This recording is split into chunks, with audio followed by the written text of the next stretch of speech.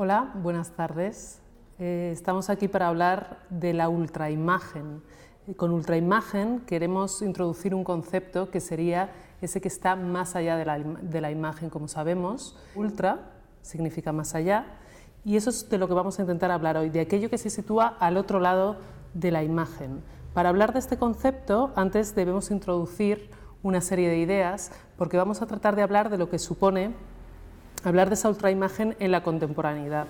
Para ello debemos entender que estamos viviendo un proceso de desmaterialización. Este proceso tiene que ver con lo que es la revolución digital, la revolución tecnológica, que ha supuesto que muchísimos procesos, no solo el de la imagen, vayan perdiendo su materia, ¿no? En ese sentido, hoy vivimos inmersos en un cambio de paradigma global que afecta a muchísimas cosas. En este sentido, la materia, lo que está sucediendo un poquito es que la materia pasa a convertirse en signos. Todo comienza a ser capital semiótico, podríamos decir, ¿no? Hay una idea muy potente que baraja, por ejemplo, Franco Berardi, entre otros teóricos, que es esa idea de que el trabajo comienza a convertirse en algo vinculado al semiocapital. ¿Qué quiere decir esto? Pues que el trabajo se une al lenguaje, como ya fue una idea que fue abordada ya por autores como Mauricio Lazzarato, Paolo Virno o Cristian Marazzi, y de esta manera lo que antes se entendía como los sistemas de producción capitalista, en las que, pues por ejemplo en esta imagen, unos hombres en una fábrica producen materiales que serán intercambiados y vendidos, esa cadena de producción se altera, esa relación entre trabajo, tiempo y materia se ha visto diluida en la contemporaneidad, y hoy en día encontramos espacios de producción como este que vemos aquí, ¿no? Este espacio pues, nos resulta muy familiar a todos, es un espacio en el que hay numerosos ordenadores y nos proporciona esa idea de que el trabajo está desmaterializado, ¿no? Y ahora lo que vendemos es información, es esa era del capitalismo cognitivo, del semiocapitalismo, es decir, lo que se produce, lo que se elabora, lo que se combina, lo que se decodifica, lo que se distribuye son signos en vez de bienes, ¿no? Esto ha sido un cambio muy profundo que ha dado lugar en un primer momento a la desmaterialización de la economía en sí misma y a la alteración de esa relación entre trabajo, tiempo y materia de la que hablábamos en un primer momento.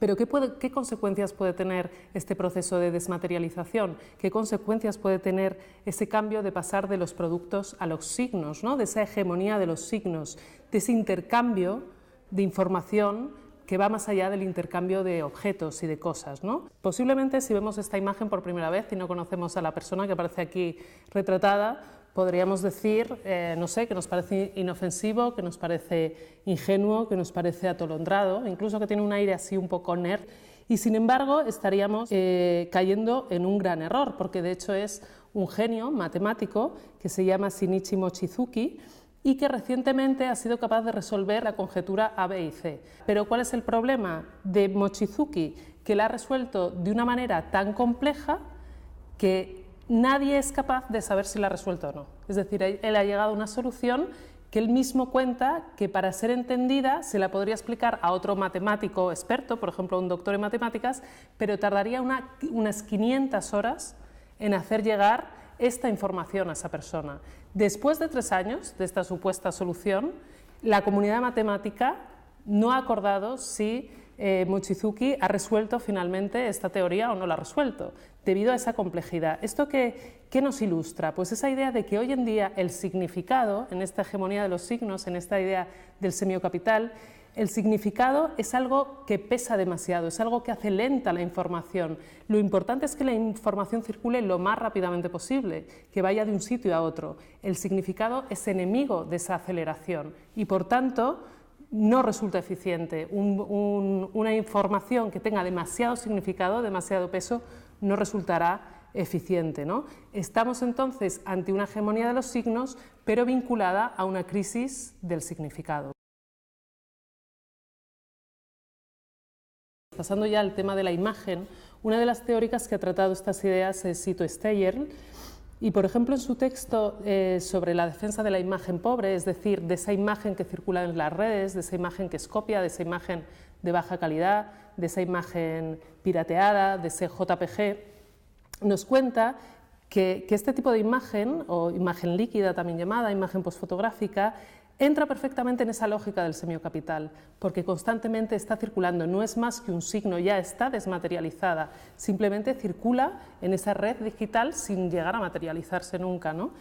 ¿Qué pasa? Que por otro lado, esta teórica nos dice que esta imagen no solo comparte esa lógica con el semiocapital, sino que también la comparte con el arte conceptual, con ese arte en el que predominó la idea frente al objeto en sí mismo y que fue central en la segunda mitad del siglo XX, ¿no? En un primer momento esta afirmación nos puede resultar confusa, ¿no? Porque precisamente el arte conceptual huyó de lo que era la imagen en sí misma, ¿no? Este arte conceptual perseguía representar la idea y huía tanto del objeto artístico como del peso visual. En este sentido podemos tener este ejemplo de Kristin Kozlov, en el que nos presenta una cinta cinematográfica en blanco dentro de una caja. Como vemos, es una pieza que huye de la visualidad, ¿no? En esa misma línea tenemos esta otra pieza, que es una inauguración de un espacio vacío que protagonizó Yves Klein a finales de los años 50 y que tiene mucho que ver incluso con lo que nos está sucediendo hoy aquí a nosotros, ¿no? Que es estar hablando en un espacio prácticamente vacío para que alguien nos escuche 10.000 kilómetros más allá, ¿no? Entonces, como vemos, sí puede tener una conexión ese arte conceptual y esta nueva imagen desmaterializada, pero aún así hay ciertas cosas que no encajan, ¿no? En ese sentido, debemos tener en cuenta que ese arte conceptual, como decía, no es visual y, como dijo, por ejemplo, Lucy Lippard, lo debemos considerar posestético, es decir, que está más allá de la estética, más allá de la imagen, algo que no termina de encajar con esa idea hipervisual que tenemos del mundo contemporáneo. Sin embargo, si establecemos un juego rápido de analogías, que vamos a ver ahora una serie de ejemplos, sí vamos a ver que hay una cierta similitud entre ambos y sí podemos sacar más características y rescatar algunas ideas de las que participan en común esta imagen postfotográfica y el arte conceptual. Por ejemplo, si vemos esta otra imagen, que es una topología de Internet, estos nexos, esta especie de network, ¿no?, en el que muchísimas conexiones se están realizando a la vez, podemos enseguida establecer una similitud con esta otra imagen de Marcel Duchamp, cuando inauguró la primera exposición del surrealismo en el año 1942 y en el que extendió en la sala 16 millas de cuerda, generando también interferencias en todas las piezas expuestas y ese mismo sistema de red, ¿no?, de network, que nos recuerda a esta otra idea que hemos visto de la topología de Internet. En la misma línea, si vemos, por ejemplo, esta pieza de Robert Morris, esta pieza simplemente lo que está representando es una escultura hecha con vapor, ¿no? En ese sentido está totalmente desmaterializada, ¿no? La desmaterialización vuelve a estar ahí porque, como vemos, es simplemente un gas que es efímero, que es impredecible y que en ese sentido su forma depende tanto de la temperatura como del tiempo atmosférico o del viento, ¿no? Es decir, depende muchísimo tanto de la percepción que hacemos de la propia pieza en sí misma como del componente físico. Es algo totalmente físico y experiencial, ¿no? Es algo efímero, es algo que desmaterializa la escultura, ya no es un objeto, y nos conecta con algo más experiencial. En ese sentido, otra vez, si buscamos una similitud puramente visual, es muy fácil entablar un diálogo con esta otra imagen, que sería una bomba de humo de color casera hecha por un aficionado y subida a YouTube. Es una bomba de humo do it yourself, ¿no? Y en el que tal vez ese fenómeno de percepción y de conciencia de lo físico también todavía siga presente, ¿no? Porque no, aunque dure menos tiempo, no tiene ese afán contemplativo, pero sí existe una cierta similitud, ¿no?, como podemos ver también en estas otras imágenes recogidas en la red, que también son tremendamente poéticas y visuales, ¿por qué no, no? Otro ejemplo, en esta misma línea, que vamos estableciendo analogías, sería el de Bali Export, en esta serie de Body Configurations, en la que el artista fue recorriendo la ciudad tratando de adaptarse al espacio, a los huecos, a las esquinas, ¿no? Aquí la vemos tendida en una escalera, tratando de tal vez medir una distancia con su propio cuerpo y utilizando su cuerpo como elemento de contacto con la ciudad. De nuevo, esta imagen, en cuanto la vemos, nos recuerda directamente a esta otra de Planking, en la que una usuaria de Internet se estira de forma rígida sobre unas escaleras para subir una foto a la red y compartirlo con otros usuarios, ¿no? Esta misma práctica la han hecho miles de personas y en lo que consiste simplemente es en colocarse de forma rígida en el lugar más insospechado posible, ¿no?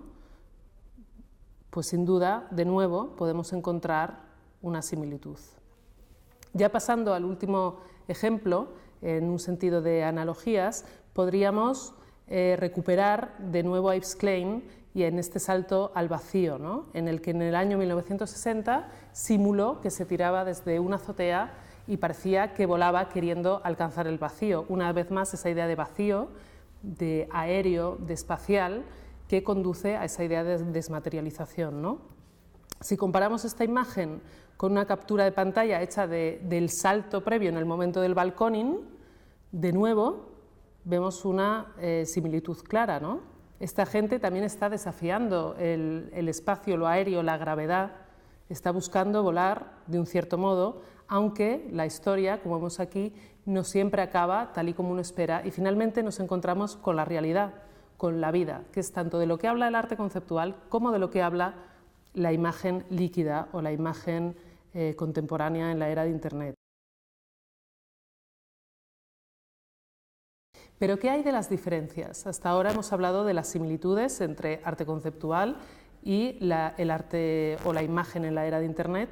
¿Cuáles pueden ser estas diferencias? En primer lugar, este devenir hacia lo desmaterializado, en lo que vino a ser el arte conceptual era algo absolutamente buscado y pretendido, ¿no? Cuando vemos esta imagen de Marcel Duchamp, en la que embotelló Aire de París, nos damos cuenta que aquí el arte deviene signo, una vez más, pero también hay un componente de fragilidad, de transparencia, una búsqueda de lo infraleve, pero es una búsqueda absolutamente intencional. En este mismo sentido, que nos conduce hacia lo gaseoso, podemos destacar estas esculturas aeroestáticas de Yves Klein, en las que, en una inauguración de una de sus exposiciones, de la que hemos visto antes, del vacío, lanzó al aire 1001 globos azules, desprendiéndose de una de sus etapas anteriores, que era esta que estaba vinculada al azul Klein, ¿no? Esta imagen es del año 1957.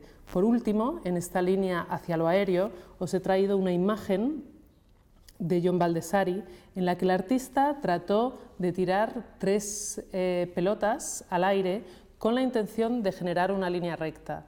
Este propósito, lógicamente, era prácticamente imposible y aquí vemos la que él mismo dijo que era el mejor intento de los 36 que hizo, ¿no? Pero también está introduciendo otro elemento que es el azar, que es esa imposibilidad de orden, que es la entropía, que también está presente en este tipo de trabajos. Dentro de esta línea de la desmaterialización en el arte conceptual, el elemento gaseoso no es solo el que utilizan este tipo de artistas, sino que también van a recurrir, por ejemplo, a lo que podríamos llamar la pérdida de consistencia, ¿no? De cómo un objeto sólido pasa, por ejemplo, a ser un líquido. En este sentido, algo tan sencillo como un helado, ¿no?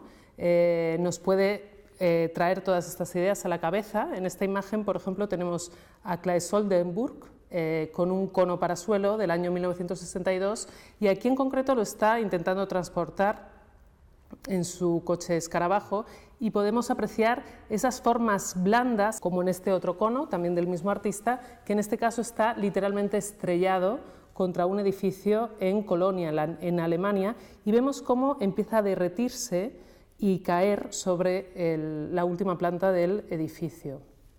En esta misma línea de licuar el signo, de la pérdida de consistencia, podemos recuperar esta pieza de Francis Alice titulada A veces hacer algo te lleva a nada. En esta pieza Alice no solo establece ese elemento de pérdida de consistencia en este bloque de hielo que se va deshaciendo, sino que además realiza una crítica evidente a lo que es el trabajo, a esa idea de trabajo, tiempo y materia de la que estamos hablando en un primer momento en el capitalismo, hablando del sistema capitalista clásico, y aquí él nos viene a retomar esa idea, ¿no? Y en este esfuerzo tremendo que está haciendo de arrastrar esta gran pieza de hielo Parece que finalmente el artista, como dice en su título, no conduce a nada, ¿no? En esta misma línea podemos encontrar una pieza de Alan Caprow titulada Fluidos, del año 1967. En esta pieza, Caprow, junto con un equipo de trabajadores, establece o genera una edificación hecha con bloques de hielo que después se irá diluyendo con el tiempo.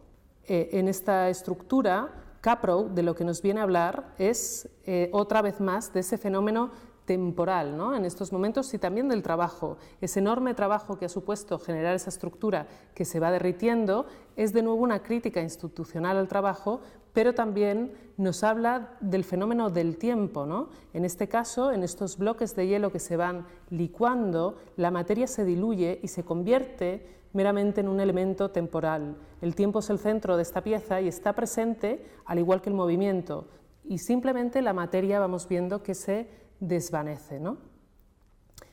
La pregunta ahora sería ¿qué ocurre con ese elemento tiempo en la contemporaneidad, en la era de la hipervisualidad, ¿no?